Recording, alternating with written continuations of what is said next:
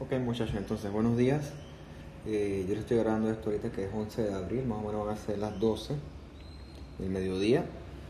Tengo una clase extra que yo les había prometido en la que vamos a discutir ciertas terminologías que yo uso a veces, sobre todo las que terminan en plasia y que tienen que ver, como lo dice el título, ¿no?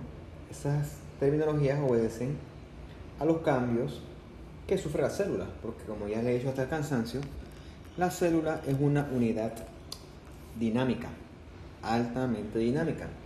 Y por lo tanto, todos los estímulos que reciba la célula de su ambiente, de otras células o de ella misma, como he visto con las clases, todas esas señales o esos estímulos en determinadas circunstancias van a favorecer que dentro de la célula se den cambios.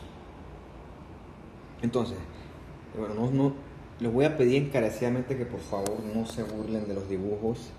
Y bueno, si se van a burlar, por favor no, que yo no me entere. ¿Ok?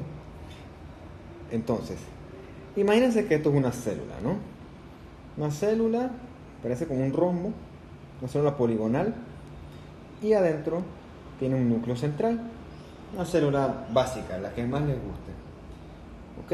Es tu celulita, cualquiera, de donde sea, eso no es importante. La célula a veces sufre un cambio, que es el primero que yo les voy a comentar, que se llama la hipertrofia. La hipertrofia se basa en que la célula aumenta de tamaño, es pequeña y se pone grande. La célula aumenta de tamaño en respuesta a un estímulo. O dicho de otras palabras, la célula se adapta. No solamente el volumen de la célula aumenta, todos los elementos de la célula a su vez aumentan. Todo cambia de tamaño. Todo aumenta de tamaño en este caso. ¿Cuál es el ejemplo clásico de la hipertrofia? Bueno, por ejemplo, estas personas que hacen mucho ejercicio y los músculos aumentan de tamaño.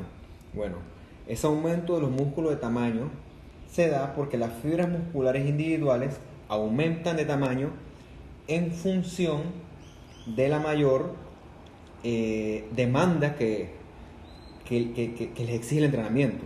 Esas fibras musculares tienen que adaptarse a ese ejercicio constante y extenuante, y por lo tanto, para adaptarse a esa sobrecarga, aumentan de tamaño y por lo tanto su capacidad de realizar estos movimientos tan extenuantes aumenta debido a que aumentan de tamaño las fibras musculares. Es un ejemplo fisiológico, o sea que esto no es en respuesta a nada patológico. En contraste, un ejemplo patológico de hipertrofia ocurre en los pacientes hipertensos. Esto es como para hablar de fisiopatología, porque yo sé que todavía ustedes están en niveles básicos, por lo tanto si yo hablo muchas cosas, la idea se diluye. Pero por eso es que yo trato de hacer ejemplos para que se entienda y se simplifique lo más posible. El corazón. El corazón es una bomba que, valga la redundancia, bombea sangre al resto del cuerpo. El corazón funciona en condiciones mecánicas establecidas. Y el bombeo del corazón se da a una presión establecida, que es la que a su vez le condiciona a ustedes y a mí una presión arterial. O sea, todo eso son fuerzas mecánicas. Literalmente es una bomba. Ok. Ejemplo patológico. Usted tiene un paciente hipertenso. Por lógica y por biofísica o física, un componente importante de la hipertensión es uno de dos o dos de dos. Que haya un mayor volumen o que el tono de los vasos aumente. O sea que usted, imagínese una tubería, una manguera, ¿ok? Una manguera, si usted abre la pluma así bien, si la abre hasta la mitad y bota el agua, el chorro que sale es un chorro débil. Pero si usted agarra la pluma y la abre en la totalidad, el chorro que sale de la manguera es fuerte. Así mismo funcionan sus arterias. Dependiendo del volumen, la presión pues baja o se mantiene o aumenta. Eso usted lo va a afianzar cuando comienza a dar patologías, sobre todo medicina interna en adelante. También se ve en fisiología mucho estos fenómenos. Eso es con respecto al volumen. Siguiendo con el ejemplo de la manguera. Si usted agarra y acoda la manguera, va a llegar un punto en el que la acode tanto que el flujo de sangre cesa. Perdón, el flujo de agua, como está en una manguera, cesa, deja de fluir. En este caso, ese acodamiento de la manguera obedece a un aumento del tono de la manguera. En este caso sería la analogía del tono vascular de sus arterias. Si llega un punto en el que usted acoda la manguera o tiene una acodación que usted no sabe dónde está, una opción sería aumentar la presión del agua. Entonces usted trata de abrir lo más posible la pluma para que el agua fluya. ¿Ve? Entonces puede que llegue un punto en que abra tanto que la misma presión del agua venza ese acodamiento y pues la manguera pueda funcionar adecuadamente. En los pacientes hipertensos ocurre un fenómeno similar. Cuando hay hipertensión, ya sea por mal manejo del volumen o porque hay un aumento del tono muscular, el corazón necesita hacer más presión para sacar la sangre a la periferia del cuerpo. Para que el corazón pueda sacar esta sangre a la periferia del cuerpo, tiene que aumentar su fuerza de contracción. Esa fuerza de contracción se aumenta incrementando la fuerza con la que se contrae, y la manera de incrementar esta fuerza es aumentando la fuerza del músculo cardíaco. Esto se logra incrementando el tamaño por medio de hipertrofia de las fibras musculares cardíacas. O sea, son fibras más grandes, más fuertes, que pueden darte una fuerza de contracción mayor, de manera que ese paciente venza esa resistencia muscular periférica y pueda seguir entonces el corazón proveyendo la fuerza para distribuir la sangre a todo el cuerpo. Claro, tienes un corazón más fuerte, pero un corazón más rígido. Entonces, ese aumento patológico del corazón te está resolviendo un problema, pero te está causando otros problemas, porque ese tamaño aumentado eventualmente te va a condicionar otras morbilidades. Un corazón es fuerte, pero al mismo tiempo es frágil. Usted lo verá eso a lo largo de su carrera.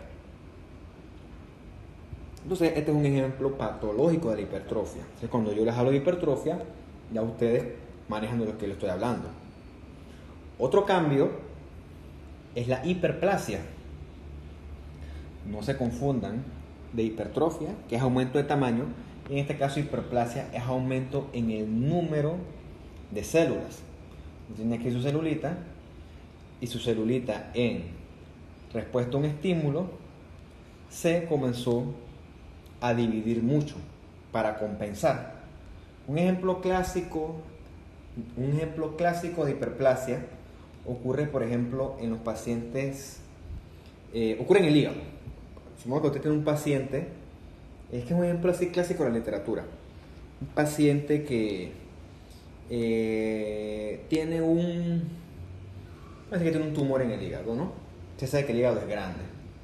Entonces, va con el cirujano, y el cirujano corta la parte del hígado que tiene el tumor y ¡pram!, se lo sacan. El tumor fue resecado con su pedazo de hígado. El hígado, para compensar ese pedazo de hígado que fue resecado, él puede agarrar sus hepatocitos y ordenarles dividirse.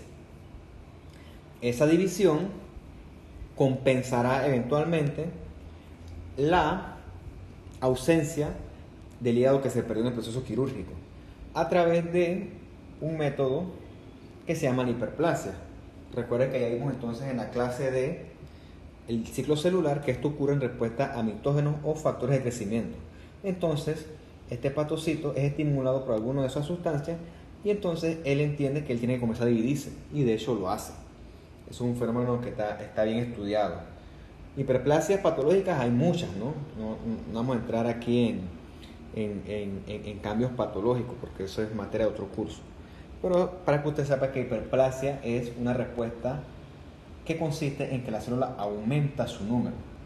Importante recordar es que la hipertrofia y la hiperplasia pueden coexistir en determinadas ocasiones. Por ejemplo, un escenario en el que se da es en el útero del embarazo, ¿no?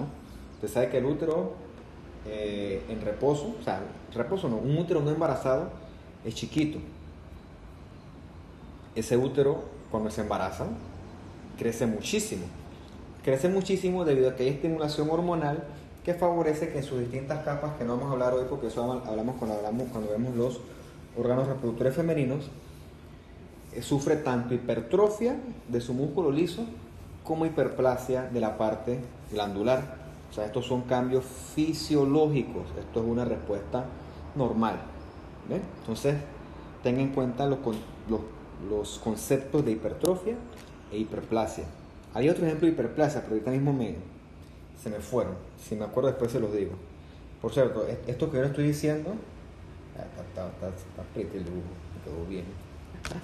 Es del Robbins, ¿no? El Robbins es como el libro de patología, la Biblia de la patología. Es el libro fundamental de patología y no solamente aquí en Panamá, en todo el mundo. Es el libro más famoso de patología que hay.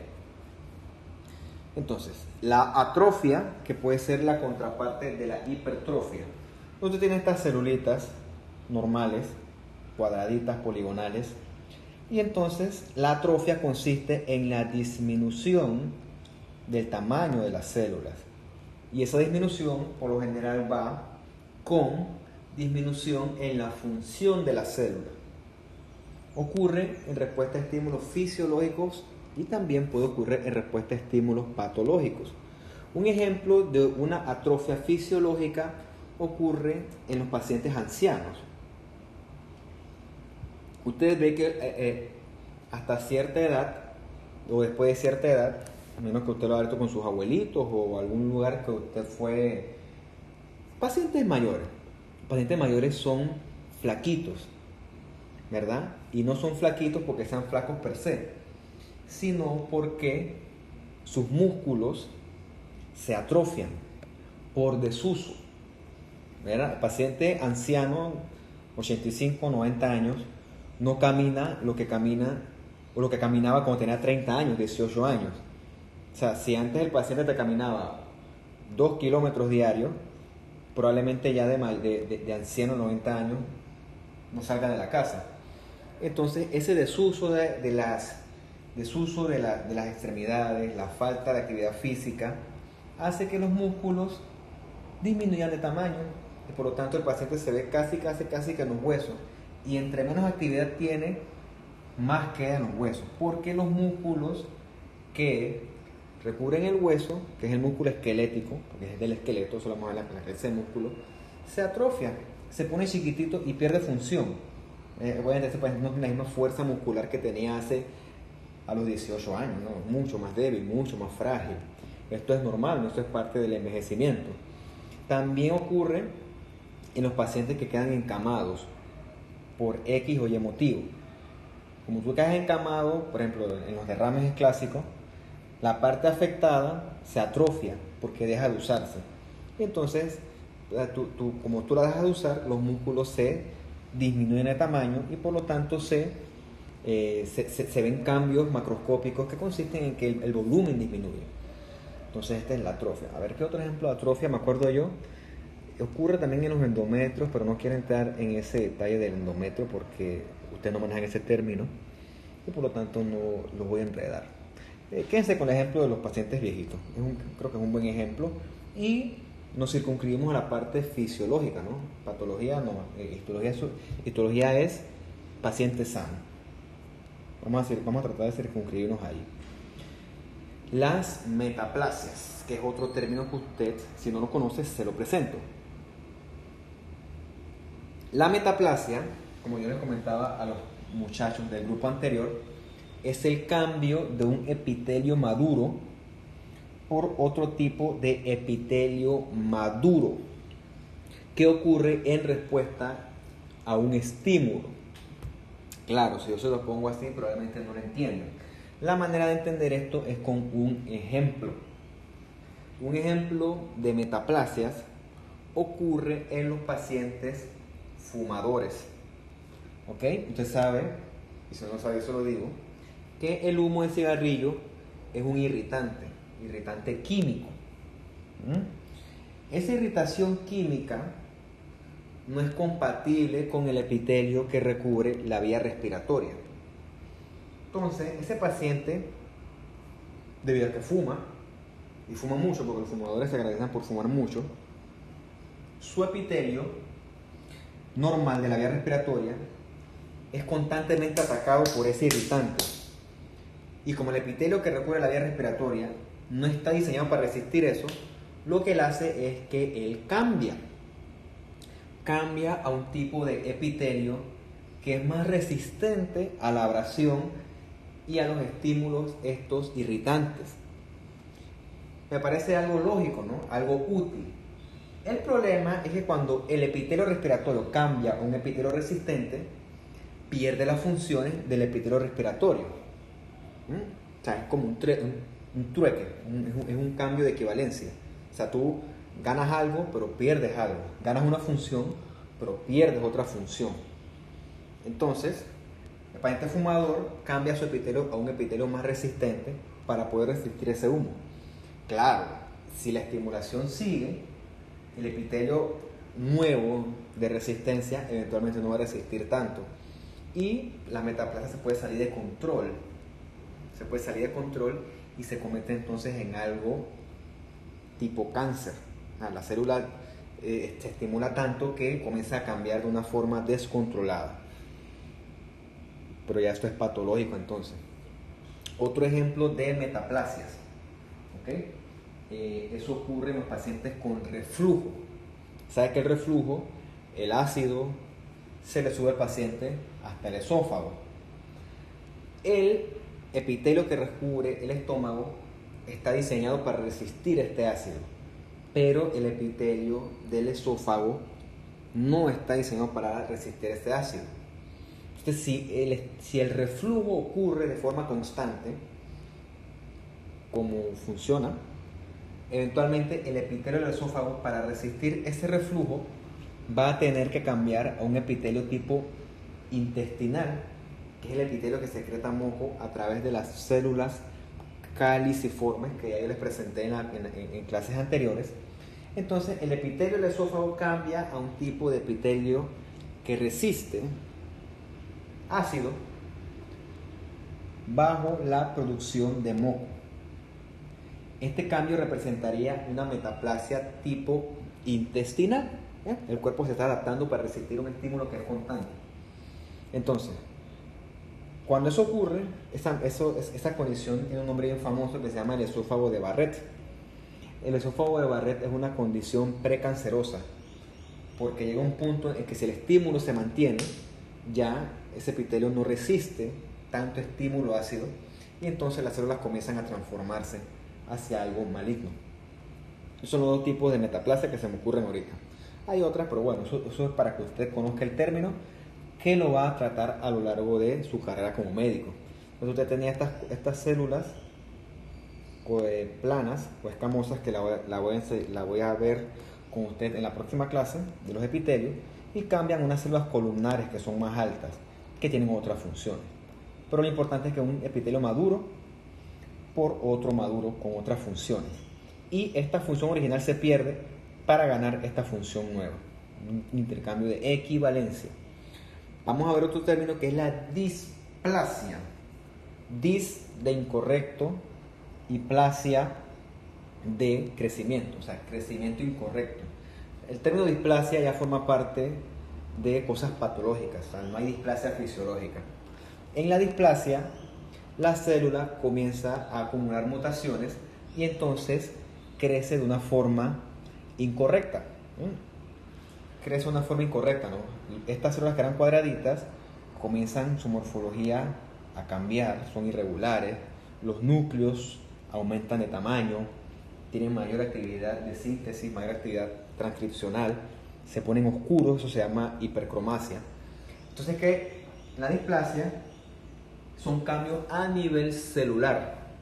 Por ejemplo, cuando usted, en el caso de las compañeras que son mujeres, cuando se hacen los PAPs, que son para detectar cambios tempranos debido a la infección por el virus del papiloma humano o VPH, se ven cambios a nivel del PAP. Son cambios que a ese punto son manejables. Entonces, displasias son cambios a nivel celular, cambios malignos, en este caso cambios premalignos, que si no son tratados a tiempo evolucionan a un cambio maligno verdadero, que abarca las neoplasias. La neoplasia, como dice aquí, nuevo crecimiento, es cuando ya la displasia rompe el umbral del cambio celular y comienza a haber cambios macroscópicos. Es cuando se forma un tumor per se, un tumor que es visto o que se ve macroscópicamente.